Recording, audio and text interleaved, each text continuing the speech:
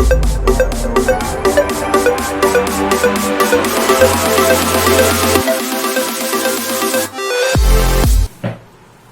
Friends, welcome to my channel Science Era. आपको जैसे कि पता ही है, क्लास 9 स्टार्ट हो गई है। सारी टीचर्स फटाफट सिलेबस खत्म करवा रही हैं और आप समझ नहीं पा रहे हैं, तो आप साइंस एरा में आकर अच्छे से समझ सकते हैं। तो आज हम पढ़ेंगे साइंस एनसीईआरटी ऑफ क्लास 9 का chapter 5, the fundamental unit of life, cell. Cell, आपको पता है कि सेल क्या होता है? आप क्लास 7th 8th से पढ़ते हुए आ रहे हैं। अगर नहीं भी पता आपको तो मैं आपको बता देता हूँ कि cell is the basic structural unit of life.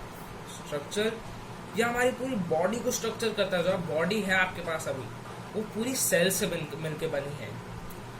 अब मैं आपको एक छोटा सा एग्जांपल देता हूँ कि अब आपके घर में ब्रिक्स हैं। ब्रिक्स क्या मिलके बनाती हैं? वॉल्स मिलके क्या बनाते हैं? एक रूम। बहुत सारे रूम मिलके क्या बनाते हैं? एक हाउस। वैसे आपकी बॉडी है, आपकी बॉडी सेल से मिलके बनी है। सेल्स बताओ भैया हमको, जैसे आपने रूम का एग्जांपल दिया, घर का एग्जांपल दिया, तो बहुत सारे सेल्स मिलकर एक टिश्यू बनाते हैं। बहुत सारे टिश्यू मिलकर एक ऑर्गन बनाते हैं। बहुत सारे ऑर्गन्स मिलकर एक ऑर्गन सिस्टम बनाते हैं। बहुत सारे ऑर्गन सिस्टम्स मिलकर एक बॉडी बनाते हैं। अब सेल के एग्जांपल्स क्या हैं सर? सेल्स के एग्जांपल हो गए sperm cells, nerve cells, fat cells, bone cells etcetera. उसके बाद टिश्यू के क्या एग्जांपल हो गए? टिश्यू का हो गया ब्लड। आप पूछोगे सर ब्लड किससे मिलके बना है? ब्लड बना है RBC red blood cells, WBC white blood cells, platelets etcetera, इन सबसे बना है। उसके बाद अब हम पूछते हैं कि ऑर्गन्स किससे बने हैं? टिश्यू से। तो अब ऑर्गन का कोई एग्जांपल दीजिए सर। तो ऑर्गन का है आपके जैसे लंग्स। ऑर्गन तो सारे हैं, hand, legs, eyes, nose, organs है।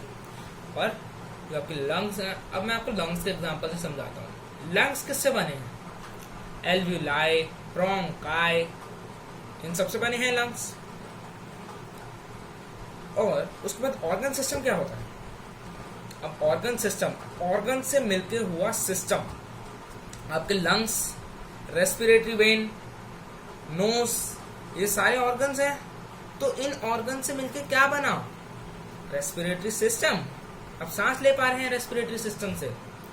Digestive system, stomach, liver, kidneys, anus, ये सब मिलके क्या बना रहे हैं? एनस नहीं, ये सब मिलके क्या बना रहे हैं? Digestive system. और अब एनस, किडनी भी इसमें आ जाती है। किडनी, ये सब मिलके क्या बना रहे हैं? Excretive system.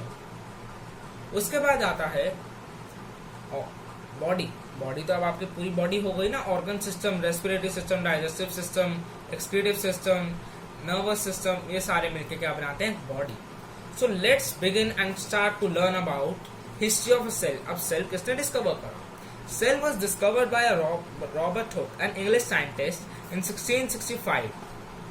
उसने इसको एक कॉक में देखा था, क्वेर्कस के। अब एक क्वेर्कस क्या है सर? क्वेर्कस एक स्पेनिश ओक ट्री है।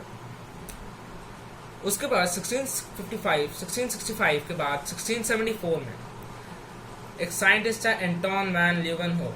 उसने एक लिविंग सेल ढूंढा। रॉबर्ट हुक ने डेड सेल ढूंढा और एंटोन वैन लीeuwenhoek ने लिविंग सेल ढूंढा। और कहाँ ढूंढा उसने? एक पॉन्ड वाटर की ड्रॉप में ढूंढा। उसके बाद 1650 से लेकर 1700 के बीच में एवी लीeuwenhoek, वही साइंटिस्ट, उसने न्यूक्लियाई और यूनिसेलुलर ऑर्गेनिम्स के बारे में रिसर्च करी और हमको बताए, उसके आउटपुट्स बताए। उसके बाद 1831 में रॉबर्ट ब्राउन, उसने हमको न्यूक्लियस के बारे में बताया। न्यूक्लियस आपको पता ही है, ब्रेन ऑफ द सेल। उसके अंदर सारे हेरिडेटरी मटेरियल होता है। फिर 1838 में शील्डन और स्वान ने सेल थ्योरी डिस्क्राइब करी। अब सेल थ्योरी क्या है? सेल थ्योरी में 3 चीजें हैं। एक शील्डन की बात है, स्वान की बात है और एक रिचो की भी बात है। रिचो भी एक साइंटिस्ट है, वो अभी हम आगे आके पढ़ेंगे। तो शील्डन एक बोटैनिस्ट था और स्वान एक जूलॉजिस्ट था। शील्डन ने कहा कि भाई जितने भी प्लांट्स हैं वो सारे सेल से बने हैं, और शॉन ने कहा जितने भी सेल्स हैं, जितने भी एनिमल्स हैं वो सारे सेल से बने हैं। शॉन ने ये बात कही थी 1839 में और शिल्डन ने ये बात कही थी 1838 में। ये दोनों बातें मिलकर बेसिक सेल थ्योरी बनाती हैं। उसके बाद 1839 में उसके शॉन ने जब हमको बताया था, तभी उसी ईयर में एक साइंटिस्ट था कुरकुंजी, उसने हमको बताया था प्रोटोप्लाज्म के बारे में। प्रोटोप्लाज्म क्या है? एक लिविंग कंपोनेंट ऑफ सेल। उसके बाद और प्रोटोप्लाज्म किससे बनता है? साइटोप्लाज्म और न्यूक्लियोप्लाज्म। उसके बाद 1855 में रिचो, जो मैंने आपको बताया, showed that the cells are formed from the pre-existing cells। इसका मतलब हुआ कि जितने भी सेल्स हैं, जो अब आपकी बॉडी में सेल्स हैं, आप बड़े हो गए, ग्रोन अप हो गए हो, जितने भी अभी आपकी बॉडी में सेल्स हैं ना, जब आप छोटे थे तो जो प्री एग्जिस्टिंग सेल्स थे, जो पुराने सेल्स थे, उन्हीं से ये नए सेल्स बने हैं। उसके बाद फिर मैं आपको एक एडिशनल इन्फॉर्मेशन देना चाहूंगा कि 1863 में हेक्सले, एक साइंटिस्ट था, उसने हमको प्रोटोप्लाज्म के बारे में बताया था कि वो एक फिजिकल बेसिस ऑफ लाइफ है। और फिर 1866 में एक साइंटिस्ट था हैकेल, उसने हमको बताया था कि जो न्यूक्लियस है ना, वो स्टोर हाउस है हेरिडिटरी मटेरियल का, जिससे आप जब अभी जो आप अपने मम्मी पापा के बच्चे हो, तो जो मम्मी पापा में हेरिडिटरी मटेरियल है वो आपके अंदर आ गया है, तभी आप कहते हो कि मैं अपने मम्मी से मिलता हूँ, मैं अपने पापा से मिलता जुलता हूँ, ऐसे। सो गाइस, ये थी हमारी history of cell. Next lesson में मैं आपको बताऊंगा activity to perform about cell. इसमें हम देखेंगे कि भैया एक सेल दिखता कैसे है और सेल को हम डिस्कवर कैसे करते हैं। एक बात रह गई कि 1940s में इलेक्ट्रॉन माइक्रोस्कोप डेवलप हुआ था। ये भी एक टाइप ऑफ माइक्रोस्कोप है जो एक बहुत बड़ी इन्वेंशन थी हमारी हिस्ट्री में। मैं आगे के लेसन में इसके बारे में भी आपको बताऊंगा कि माइक्रोस्कोप क्या होता है, माइक्रोस्कोप के टाइप्स क्या होते हैं। Till then stay connected. और कोविड चल रहा है गाइस, तो मैं होप करता हूँ कि आप सब घर में हैं और सेफ हैं और ऐसे ही लेसन्स ले रहे हैं। So stay home, stay connected, stay safe. तो गाइस, अगर आपको कोई भी प्रॉब्लम है, कोई भी डाउट है, कमेंट सेक्शन में डालिए। मैं हमेशा आपके डाउट को सॉल्व करने के लिए रहूंगा। So like, share and comment. Till then stay connected. Bye bye.